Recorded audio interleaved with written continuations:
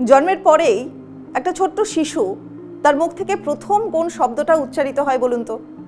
একেবারে ঠিক, সে প্রথম মা শব্দটা উচ্চারণ করে।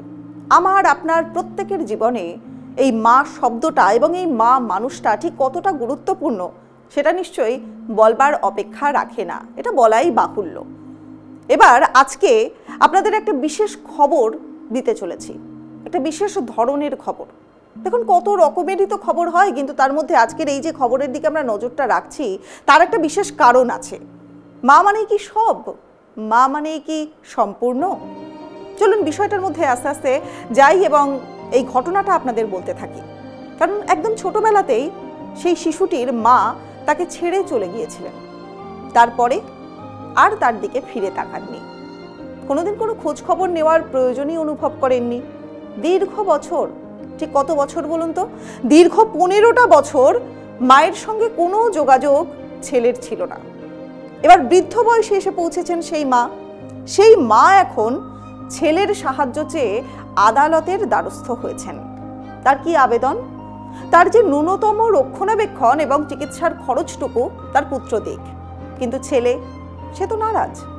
যে মা প্রয়োজনের সময় তার ছেলেকে ছেড়ে চলে গিয়েছিলেন, সেই মায়ের প্রয়োজনের পাশে দাঁড়াতে চান না, একেবারে পরিষ্কার জানিয়ে দিয়েছেন পুত্র। কলকাতা হাইকোর্টে এই মামলার শুনানি চলছে।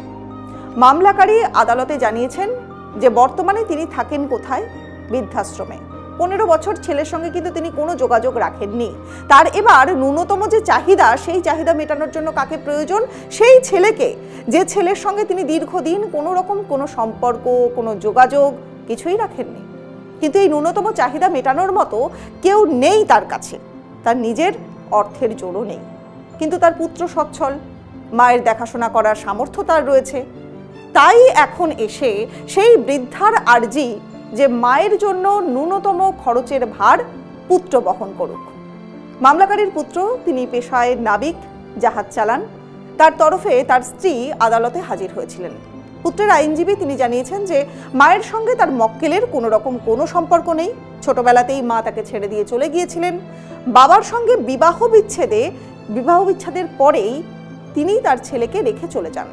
পুত্রের যত্নও নেননি। মামার বাড়িতে সেই পুত্র বড় হয়েছে মায়ের সান্নিধ্য ছাড়াই। আইনজীবীর সওয়াল যে সময়ে মাকে সব থেকে বেশি প্রয়োজন ছিল একটি সন্তানের, সেই সময়ে তিনি তাকে ছেড়ে চলে গিয়েছিলেন। তিনি কেবল জন্মদাত্রী, কিন্তু জন্ম দিলেই তো আর মা হওয়া যায় না। মা এবং ছেলের এই যে বিবাদ, সেই বিবাদে হস্তক্ষেপ করতে চায়নি আদালত। কলকাতা হাইকোর্টের বিচারপতি অমৃতা সিনহা, তার বেঞ্চে এই মামলা শুনানি হয়েছে। তিনি জানিয়েছেন যে মা ছেলের এই যে বিবাদ নিয়ে আদালত কোনো মন্তব্য করবে না, কিন্তু জন্মদাত্রীর প্রতি সন্তানের ন্যূনতম কর্তব্য থাকার কথা। যেহেতু পুত্রের আর্থিকভাবে সে সচ্ছল এবং তার মায়ের সাহায্যের প্রয়োজন, আদালত মনে করছে যে মায়ের খাদ্য, চিকিৎসার মৌলিক খরচ সেগুলো পুত্রের দেওয়া উচিত। এই অর্থ বৃদ্ধাশ্রম পরিচালনকারী অসরকারি সংস্থার ব্যাংক অ্যাকাউন্টের মাধ্যমে পাঠিয়ে দিতে পারবেন পুত্র। মায়ের সঙ্গে যোগাযোগ করতে হবে না তাকে, কিন্তু জন্মদাত্রী মায়ের ন্যূনতম দায়িত্ব তাকে নিতে হবে। কত টাকা বৃদ্ধার প্রয়োজন, মায়ের জন্য কত টাকা দিতে পারবেন পুত্র, সেগুলো কিন্তু এখনো পর্যন্ত স্থির হয়নি। আগামী 9 জুলাই এই মামলাটার পরবর্তী শুনানি রয়েছে।